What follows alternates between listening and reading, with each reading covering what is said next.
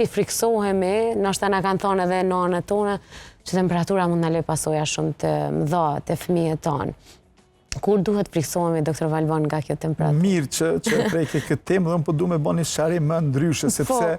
Unë e tash si nanë, ti tu je si mjek. është kjo teoria shkaku, pasoja shkaku. Tash në dorën të ndë, ta sharash. Temperatura është pasoj e diçka tjetër. Bravo. Kjo pasoj e diçka tjetër është smundje.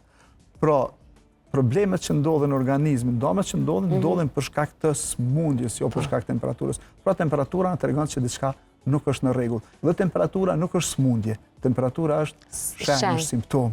Është që kemi një smundje tjetër. Tash e kemi fruthin, alinë, ujtë apo një smundje tjetër infektive, është që është pastaj e mjekut me gjetë, por temperatura nuk është smundje. Kështu që nuk duhet ta... Se me frike kemi për shumë arsye që se kemi ditas anamnezën ta themi. Shumë e qartë, po. Po, në këtë rast gjithmonë duhet të hullumtohet. Normalisht, temperatura, ku ngritet, pastaj ka dhe disa, s'po them pasoja, për disa efekte tjera.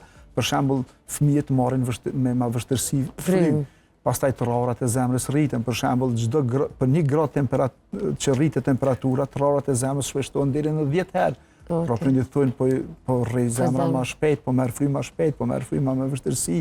Këto janë për shkak se kemi një metabolizëm më të shtuar në organizëm, pra rritet edhe metabolizmi dhe proceset e tjera që ndodhen, prandaj duhet të ulet temperatura. Po temperatura në vetvete asesi nuk është smundje dhe temperatura është pasojë e diçkafi tjetër.